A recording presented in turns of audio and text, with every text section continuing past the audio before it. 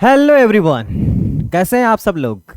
आशा करता हूं कि मस्त होंगे आप सब लोग और मस्त भी रहना ही चाहिए। लेकिन मस्ती के साथ साथ पढ़ाई भी जरूरी है। और हम लोग क्या पढ़ रहे थे? तो हम लोग पढ़ रहे हैं sexual reproduction in flowering plant.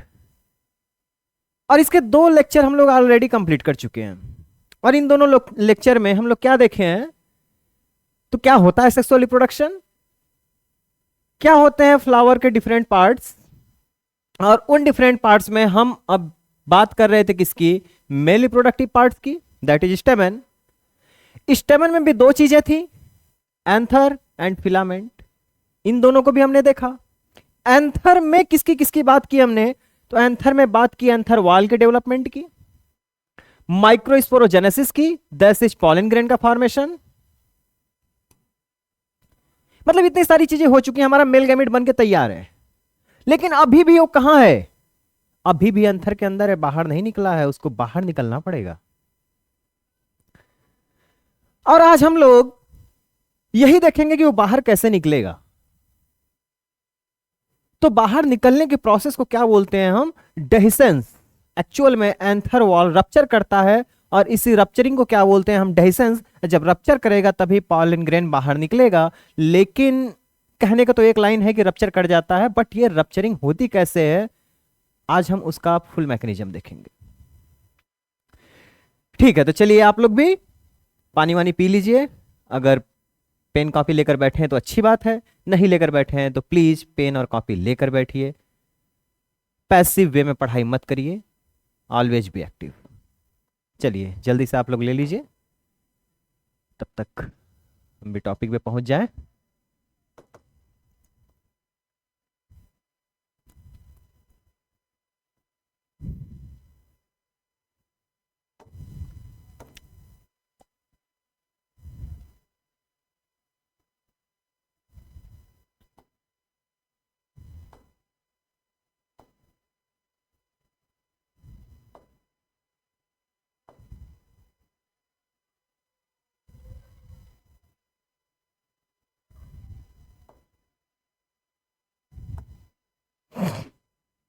चलिए, तो हम लोग यही देख रहे थे, स्टेमन।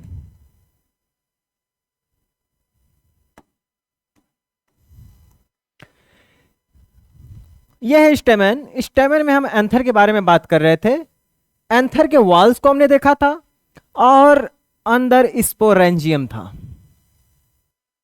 इसी स्पोरेंजियम के अंदर किस चीज का फॉर्मेशन हो रहा है? पॉलन ग्रेन का फॉर्मेशन।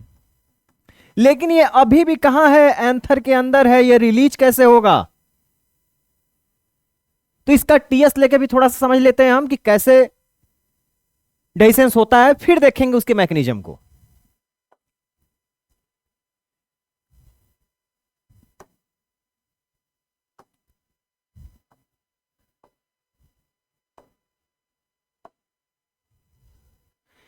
तो देखिए, ये नीचे वाला डायग्राम देखिएगा।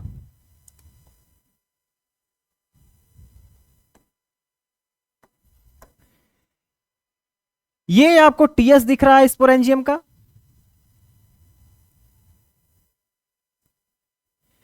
और ये टीएस यहां से ब्रेक डाउन कर गया है। ये जो वॉल है एंथर का, आप ध्यान से देखिए, दोनों साइड क्या कर गया है? ब्रेक कर गया है। और जैसे ही ब्रेक किया है वैसे ही पॉलन ग्रेन बाहर निकलना शुरू हो गए हैं दोनों साइड से। लेकिन बात आई कि ये ब्रेकडाउन कैसे होता है, जबकि हम शुरू कहां से किए थे? तो ये स्ट्रक्चर देखे थे कि ये हमारा स्पोरेंजियम, उसके चारों तरफ ये वॉल्स हैं, डिफरेंट डिफरेंट लेयर्स हैं। वो लेयर्स अब कहां चली गई? तो आप डेवलपमेंट, माइक्रोस्पोरोजेनेसिस के डेवलपमेंट के ड्यूरेशन आप देख चुके हो कि वो लगभग लगभग एग्जॉस्ट हो गई रहती हैं। कुछ ही लेयर्स बची रहती हैं। वो लेयर्स कैसे रप्चरिंग करती हैं, आज हम इसी को देखेंगे। तो इसको देखने से पहले एक चीज समझते हैं।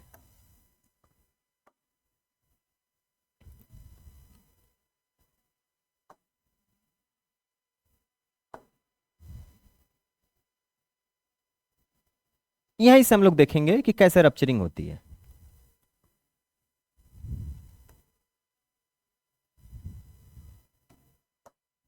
देखिए, अब सपोज कर चलिएगा आप कि ये चारों के चारों स्पोरेंजियम मैच्योर हो गए हैं।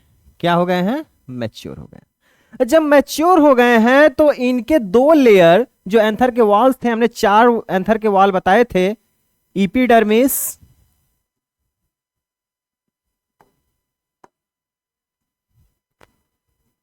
Epidermis, इंडोथीसियम,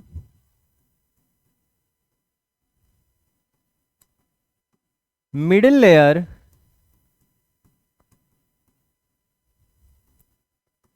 and tapetum.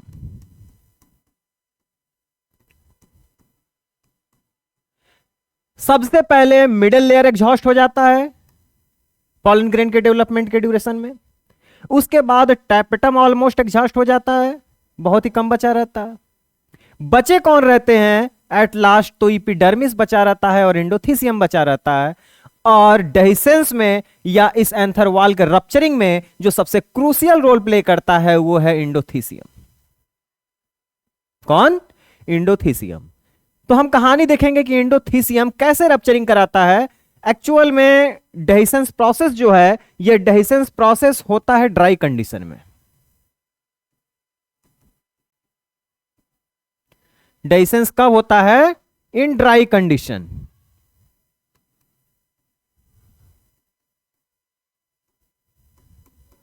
हाँ, जैसे ड्राई स्टेट होता है वैसे ड्राई कंडीशन भी होता है।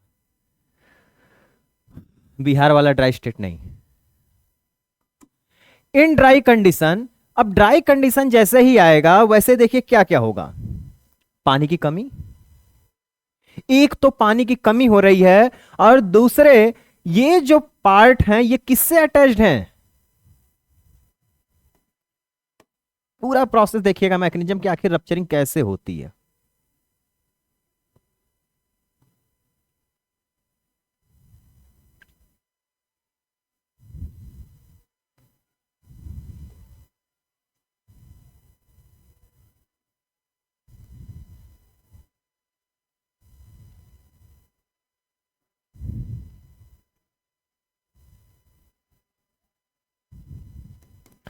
चलिए मान लीजिए कि ये पार्ट किससे अटैच्ड है?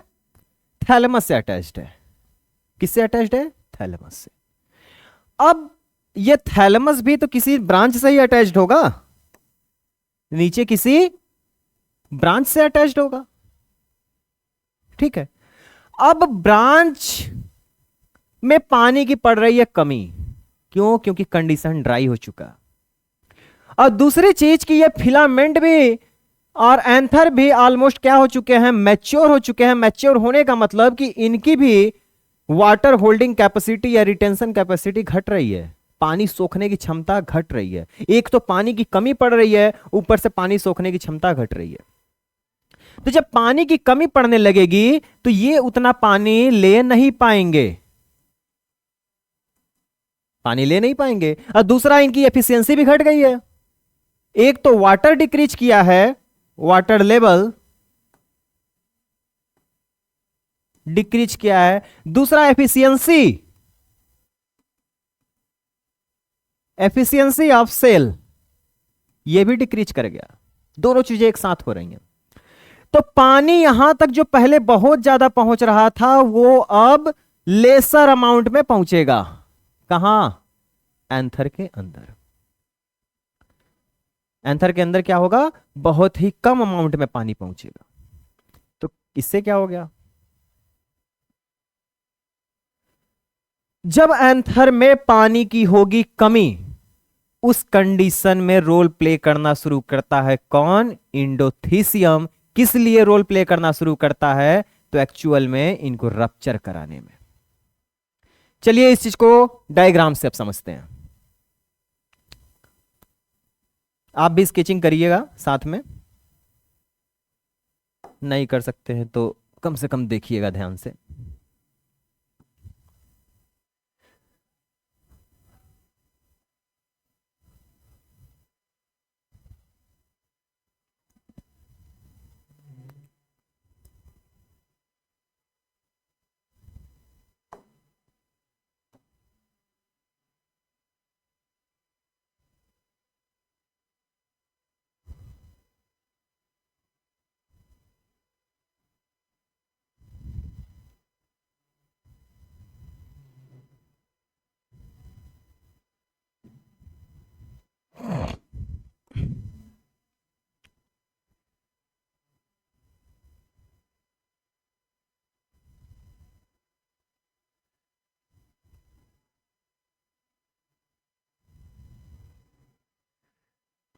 हम शुरू में ही आपको बताए थे कि जब स्पोरेंजिया मैच्योर हो जाता है तो एक लोब के दो स्पोरेंजिया आपस में फ्यूज कर जाते हैं, और इसी कंडीशन को थिकस कंडीशन बोलते हैं। ये आपको पहले ही हम फर्स्ट लेक्चर में ही बता दिए हैं। अब देखिए, इसके ऊपर 4 लेयर थे। वो चारों लेयर कौन कौन से थे? तो वो चारों लेयर थे टैपेटम। टैपेटम के ऊपर क्या था? Middle layer. मिडिल लेयर के ऊपर क्या था? इंडोथीसियम। इंडोथीसियम के ऊपर इपिडर्मिस। ये 2 लेयर टोटली हो गए हैं एग्जॉस्ट। बचा कौन है? इंडोथीसियम और इपिडर्मिस। अब इंडोथीसियम किस तरीके से इनके अंदर अरेंज रहता है, तो हम उसी को देखते हैं।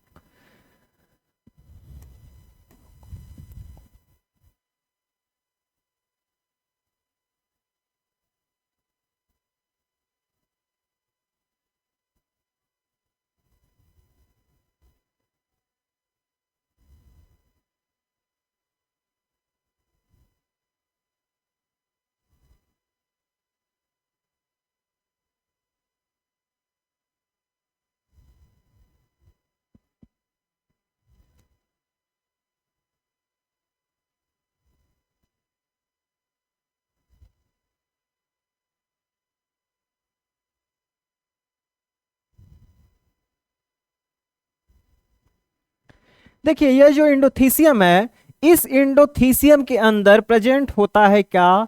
Callose layer.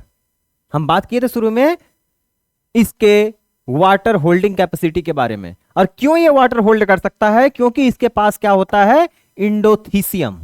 क्या प्रेजेंट होता है इसके पास? सॉरी, इंडोथीसियम के पास क्या प्रेजेंट होता है? कैलोज। लेकिन ये कैलोज की थिकनिंग सिर्फ नीचे के लेयर्स में होता है, ऊपर के साइड नहीं होता।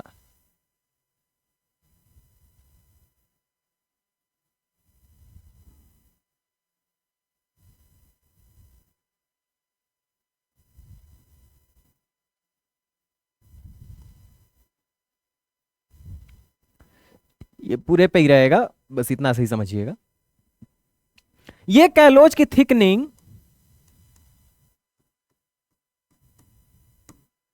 पूरे एंडोथीसियम में है। लेकिन एक चीज आप ध्यान से देखिए, ये जो रीजन है, इस रीजन को क्या बोलते हैं हम? इस रीजन को बोलते हैं स्टोमियम रीजन। और स्टोमियम रीजन में ये इंडोथीसियम बहुत वेल डेवलप्ड आपको नहीं दिखाई दे रहा है। और सेल्स या तो एब्सेंट रहते हैं इस रीजन में इंडोथीसियम के, अगर प्रेजेंट भी रहते हैं तो इनमें कैलोज लेयर की थिकनिंग बहुत ही कम होती है। क्या होती है? कैलोज लेयर की थिकनिंग बहुत कम होती है। और अंदर से सेल हो चुके हैं खत्म। अंदर के जो सेल्स थे वो हो चुके हैं एग्जॉस्ट। स्पोरेंजिया पूरी तरह से ड्राई हो चुका है, पानी की कमी। ये कैलोज को अभी भी जरूरत है पानी की। पानी खींचना चाह रहा, कहीं से मिले खींच ले, लेकिन कहीं से मिल नहीं रहा। उस कंडीशन में होगा क्या कि ऊपर प्रेजेंट है आपका इपिडर्मिस।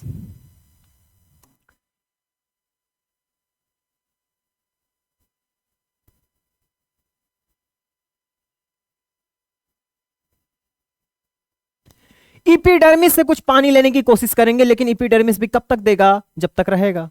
वो भी पानी देना बंद कर देता है। जब वो भी पानी देना बंद कर देता है तो भी टोटली, क्योंकि उसके पास पानी खत्म, वो भी टोटली ड्राई। अब क्या होगा इनका? अब ये इनके अंदर एक टेंशन क्रिएट होने लगेगा। पानी की कमी से एक टेंशन क्रिएट होगा। कैसे टेंशन क्रिएट होगा? ये सिकुड़ना शुरू करेंगे, लेकिन सिकुड़ेंगे तो सिर्फ ऊपर के रीजन से, नीचे के रीजन से नहीं सिकुड़ पाएंगे। क्यों? क्योंकि नीचे के रीजन में प्रेजेंट है कैलोज। ये पानी होल्ड करके रखता तो रखता ही है, साथ ही साथ ये हार्ड लेयर है, आसानी से पिचकेगा नहीं। तो पिचकेगा कौन? कंट्रैक्ट कौन करेगा? कंट्रैक्ट करेगा ऊपर वाला। और ऊपर वाला कंट्रैक्ट करता है तो ये ऑलमोस्ट कॉनकेव शेप लेने लगता है।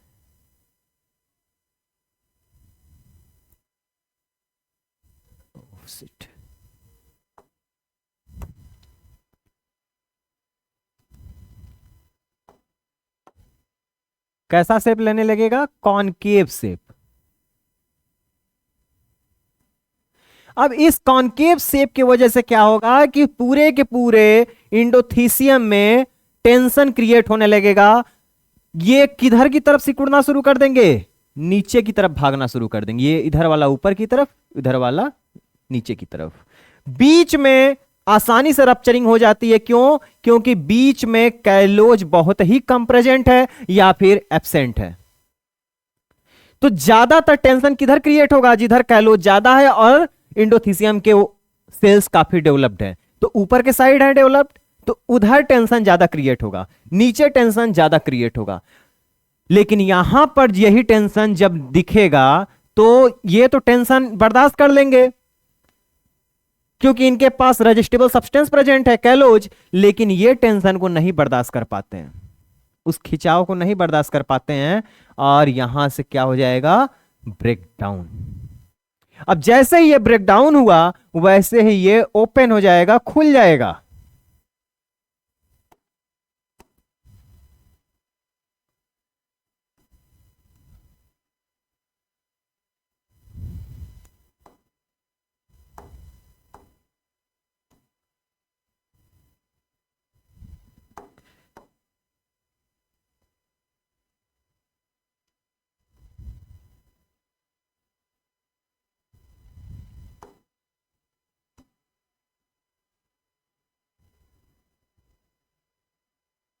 वैसे ही क्या हो गए? ये ओपन हो गए, खुल गए।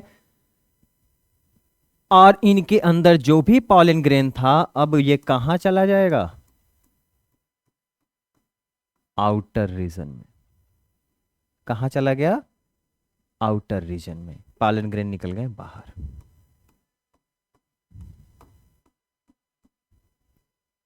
और इसी प्रोसेस को बोलते हैं क्या? Dehiscence. Means that rupturing of anther wall at the point of stomium for the releasing of pollen grain is known as dehiscence. Is known as dehiscence. तो आई थिंक dehiscence कैसे हो रहा है इसका पूरा आइडिया लग गया होगा आपको। कौन सा सेल इस प्रोसेस में हेल्प कर रहा है ये भी आपको पता चल गया होगा। तो रिकैप करिए कि यहां पे मैच्योर हुआ था आपका पॉलन ग्रेन। चारों वॉल्स में से दो वॉल ऑलरेडी एग्जॉस्ट हो चुके थे ड्यूरिंग द डेवलपमेंट, दो बचे थे। कौन कौन से? इपिडर्मिस और इंडोथीसियम। इंडोथीसियम ड्यूरिंग ड्राई कंडीशन कॉन्ट्रैक्ट करने लगता है जिसके वजह से टेंशन क्रिएट होती है। टेंशन क्रिएट होती है तो ये टेंशन स्टोमियम रीजन में बियरेबल नहीं होता, इस वजह से वहां पे ब्रेकडाउन हो जाता है। और जैसे ही ब्रेकडाउन होगा वैसे ही स्पोरेंजियन ओपन आउट हो जाता है और जब ओपन हो जाएगा तो इसमें से स्प्रेड हो जाएगा क्या? Pollen grain. ठीक है, तो डेहिसेंस की कहानी यही थी। अब ये जो पॉलन ग्रेन निकले हुए हैं अब हम इनकी कहानी देखेंगे। हालांकि इसका स्ट्रक्चर हम लास्ट क्लास में बनवाए जरूर थे, लेकिन अब उसका फर्दर डेवलपमेंट देखेंगे। और उस फर्दर डेवलपमेंट को हम क्या बोलते हैं? Germination of pollen grain. क्या बोलेंगे? Germination of pollen grain. लेकिन ये जर्मिनेशन हवा में नहीं होता है, ये जर्मिनेशन तब स्टार्ट होगा जब ये कहां जाएंगे? फीमेल रिप्रोडक्टिव पार्ट पे। और फीमेल रिप्रोडक्टिव पार्ट के किस रीजन में? तो स्टिग्मा रीजन में। कैसे जाएंगे ये चीज हम डिस्कस करेंगे बाद में, क्योंकि अभी तो हमने फीमेल पार्ट भी डिस्कस नहीं किया है और इनका ट्रांसपोर्टेशन भी नहीं डिस्कस किया है, क्योंकि ट्रांसपोर्टेशन वाया पॉलिनेशन होगा। तो अभी पॉलिनेशन के बारे में भी बात हमने नहीं किया है, फीमेल रिप्रोडक्टिव पार्ट के बारे में भी बात नहीं किया है। लेकिन फिर भी हम इनका डेवलपमेंट यहीं पे आपको दिखा दे रहे हैं, दैट इज जर्मिनेशन, ताकि वहां पे ये जर्मिनेशन फिर से दिखाना ना पड़े। चलिए, तो नेक्स्ट हम बात करने वाले हैं किसका? पॉलन ग्रेन जर्मिनेशन का।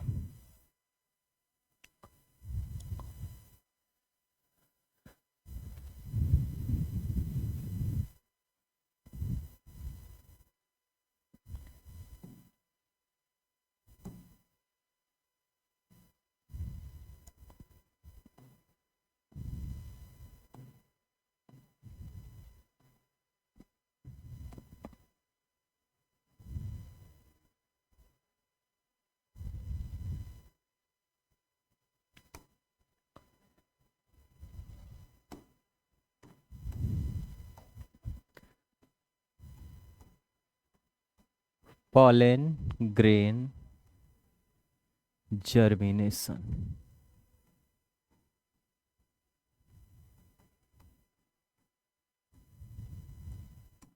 देखिए होगा क्या कि सबसे पहले ये है आपका pollen grain.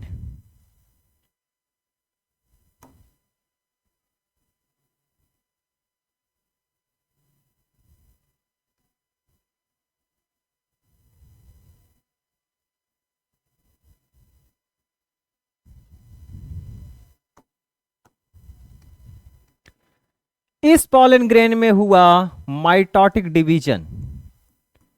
Mitotic division, mitotic division होगा, लेकिन यह डिवीजन अनइक्वल होगा। कैसा होगा? अनइक्वल, बराबर भाग में नहीं डिवाइड होंगे सेल।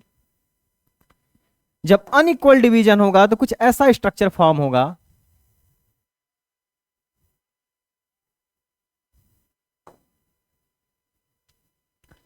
एक बड़ा भाई, एक छोटा भाई।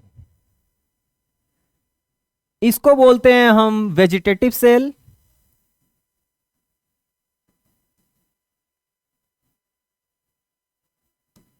इसको बोलते हैं जनरेटिव सेल।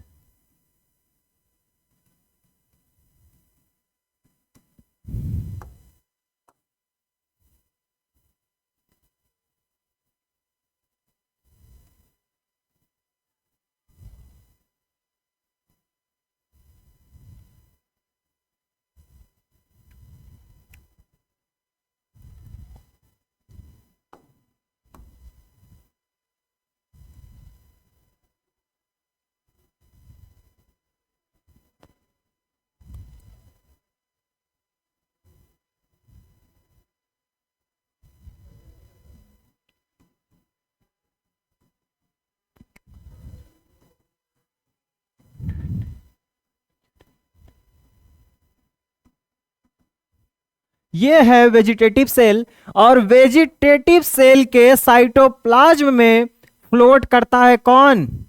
Generative cell. कौन फ्लो करेगा? Generative cell. अभी भी इसके सराउंडिंग में क्या है?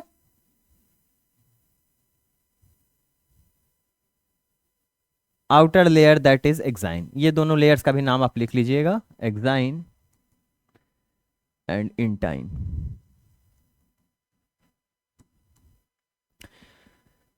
मोस्टली जो पॉलन ग्रेन निकल रहा है कहां से? एंथर से। इसी कंडीशन में रिलीज होता है। This is known as two celled condition या two celled stage of pollen grain, vegetative cell as well generative cell. तो इसी फॉर्म में वो रिलीज होता है, लेकिन ऑलमोस्ट 60%। बाकी 40% कैसे रिलीज होते हैं? तो बाकी 40% रिलीज होते हैं थ्री सेल्ड कंडीशन स्टेज में। मींस दैट कि ये वाला जो सेल है ये भी दो भाग में बढ़ जाएगा, दो मेल गैमेट बना लेंगे, मेल गैमेट फर्स्ट या मेल गैमेट सेकेंड। उनको भी देख लिया जाए, यहीं पे बना दे रहे हैं, आइदर ये और ये।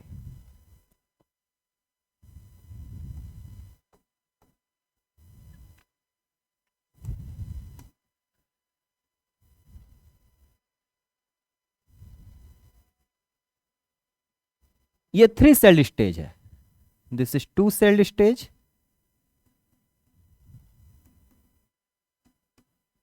Three celled stage.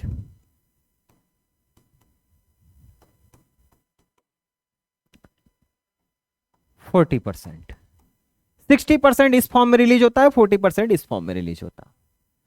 तो हम इसी को अंडर कंसिडरेशन रख के चल रहे हैं कि क्या होगा, कैसे ये इनका जर्मिनेशन होता है। अब देखिए बात यह है कि इस फॉर्म में तो रिलीज हो रहे थे कहां से? एंथर से। कैसे हो चुके थे? एकदम ड्राई हो गए, सूख चुके हैं, क्योंकि पानी मिल नहीं रहा था। इतनी पानी की कमी पड़ गई कि इंडोथीसियम का वॉल टूट गया। जब इंडोथीसियम का वॉल टूटा तब ये निकले, तो सोचिए कि इनके पास कहां से पानी होगा? ये भी पूरा सूखे ही होंगे, एकदम पाउडरी फॉर्म में प्रेजेंट होंगे।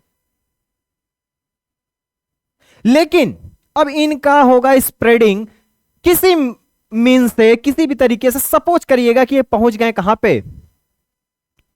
क्योंकि इतना आइडिया तो होगा ही आपको कैसे कैसे पहुंच सकते हैं। इनकी बात अभी हम नहीं कर रहे हैं, अभी सिर्फ इतना देखते हैं कि ये पहुंच गए कहां पे,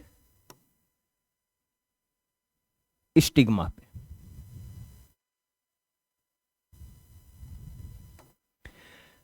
कहां पे पहुंच गए, स्टिग्मा पे। स्टिग्मा में हम इरेज करेंगे, सिर्फ कहानी सोच लीजिए आगे कहानी कहां पे होने वाली है। तो ये पहुंच गए कहां पे, स्टिग्मा पे।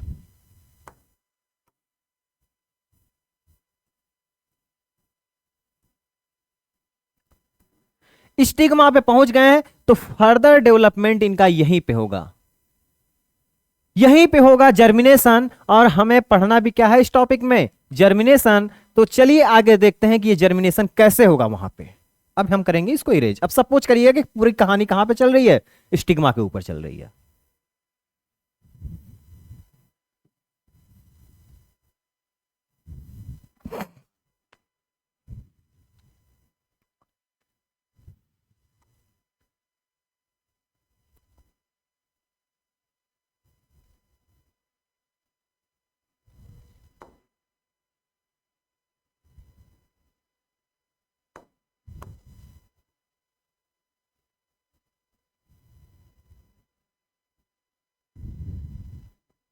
हम इधर इनका न्यूक्लियस बना रहे हैं, इधर ऊपर कर दे रहे हैं जनरेटिव सेल।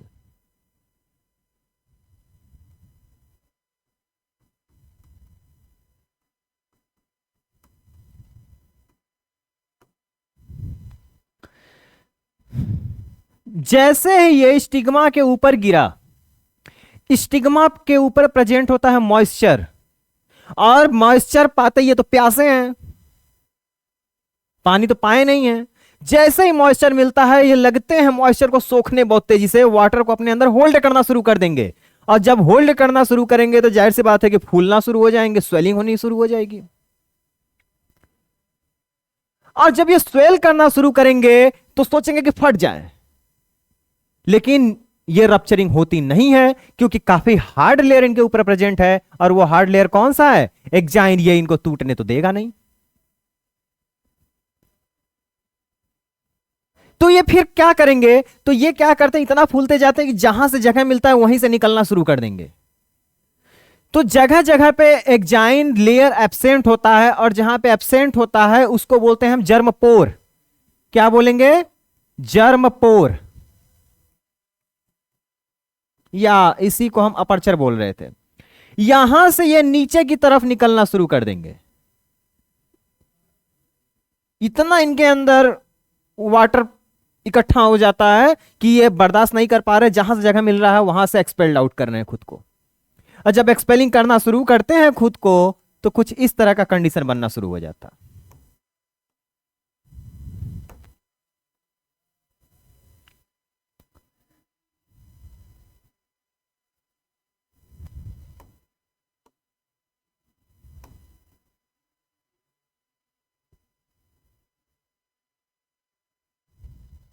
ये जो न्यूक्लियस है, ये न्यूक्लियस भाग जाएगा नीचे की साइड।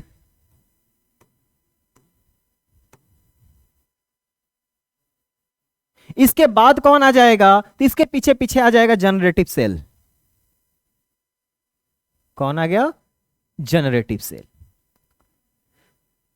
जैसे जैसे जर्म पोर का डेवलपमेंट होता जाता है वैसे वैसे वेजिटेटिव न्यूक्लियस डिसइंटीग्रेट करता चला जाता है या डिजनरेट करता चला जाता है।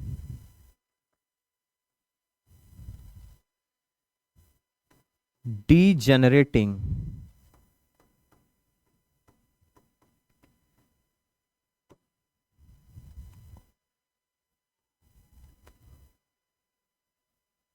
और इसका दूसरा फंक्शन क्या है,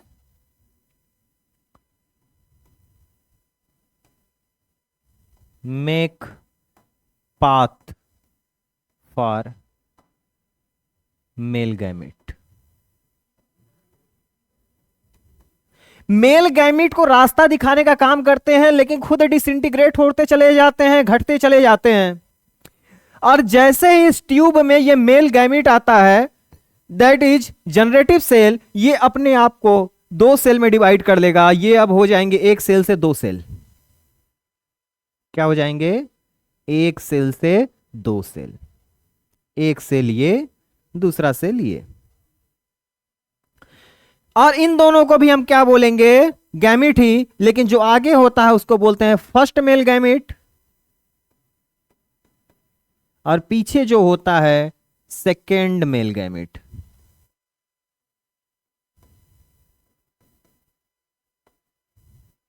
first male gamete and second male gamete. ये तब तक पूरी तरह से कोलैप्स कर चुके रहते हैं, रास्ता तो दिखा दिए रहते हैं लेकिन अपने आप को कोलैप्स कर लिए रहते हैं।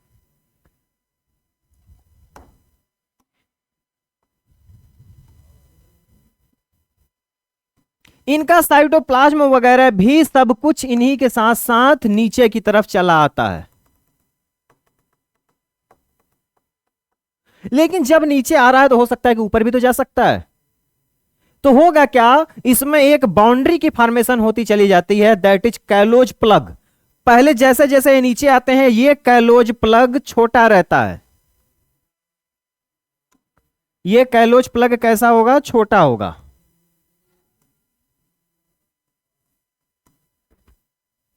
जैसे मान लीजिए कोई पाइप है, पाइप के अंदर ये समझिए कि पाइप है, इस पाइप के अंदर से ये सारी चीजें एक्सपेल्ड करते हुए जा रही हैं, तो यहां से ये डिपोजिशन से स्टार्ट हो जा रहा है, थोड़ा थोड़ा डिपोजिशन सब साइड से होते चले जा रहे हैं। मतलब इसका जो ओपननेस है या फिर जो इसका एरिया है या ल्यूमेन है वो घटता चला जा रहा है।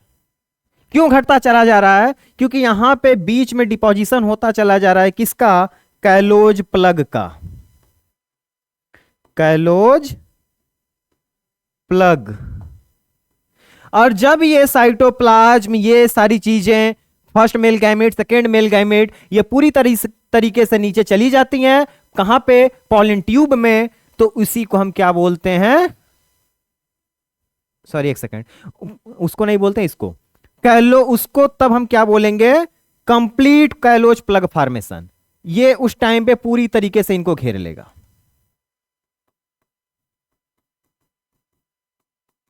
Complete callose plug formation. और ये सिर्फ यहीं पे नहीं होता रहता है, हर एक जगह होता रहता है थोड़ा थोड़ा, ताकि ये हॉरिजॉन्टल ग्रोथ ना कर सके, सिर्फ वर्टिकली नीचे की तरफ जाए। हॉरिजॉन्टल ग्रोथ से भी ये इनको रोकता है, लेकिन ऊपर की तरफ एकदम कंप्लीट बैरियर बना लेता है, जिसके वजह से ये चीजें बैक फ्लो नहीं कर सकती हैं। कहां जाएंगे, सिर्फ आगे की तरफ जाएंगे। और ये जो ट्यूब लाइक स्ट्रक्चर बन गया है इसी को हम बोलते हैं क्या, फैलोपियन, सॉरी पॉलन ट्यूब। इसी को क्या बोलेंगे हम, पॉलन ट्यूब। क्या बोलेंगे, पॉलन ट्यूब। और उस टाइम पे जब ये पॉलन ट्यूब का डेवलपमेंट होता रहता है, उस टाइम पे इसके न्यूक्लियस को हम बोलते हैं ट्यूब न्यूक्लियस। क्या बोलते हैं, ट्यूब न्यूक्लियस। तो इस तरीके से पूरा आज आपका खत्म हुआ कि किस तरीके से मेल गैमेट का फॉर्मेशन होता है और किस तरीके से जर्मिनेशन होता है। तो समझ लीजिए कि एक गैमेट तो हमने बना लिया, लेकिन फर्टिलाइजेशन के लिए हमेशा दो गैमेट की जरूरत पड़ती है। तो एक गैमेट की बात हमने कर ली, किसकी, मेल गैमेट की। अब रिकैप थोड़ा सा करिए, ये मेल गैमेट कहां पे बना है, तो मेल रिप्रोडक्टिव पार्ट में। तो हमने मेल रिप्रोडक्टिव पार्ट की बात की। मेल रिप्रोडक्टिव पार्ट क्या था, स्टेमेन था। स्टेमेन की बात की, स्टेमेन कहां था, फ्लावर के ऊपर था। सब कुछ रिकैप हो गया। अब दूसरी बात करेंगे हम किसकी, फीमेल गैमेट की। फीमेल गैमेट कहां बनेगा, फीमेल रिप्रोडक्टिव पार्ट में। फीमेल रिप्रोडक्टिव पार्ट क्या होता है, फीमेल रिप्रोडक्टिव पार्ट क्या होता है, पिस्टिल।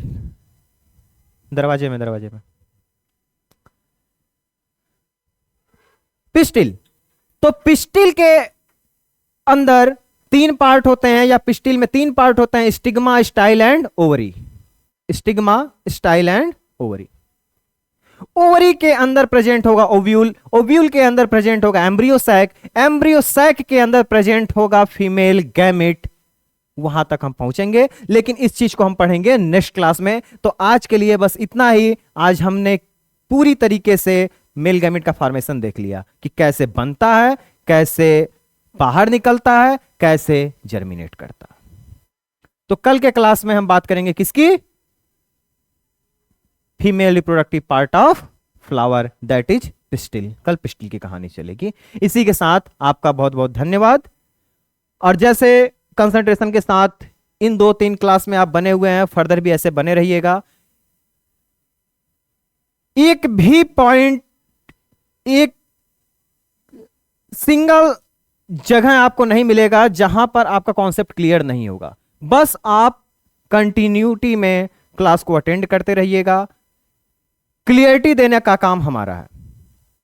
इसी के साथ आपका धन्यवाद। चलिए मिलते हैं नेक्स्ट क्लास में।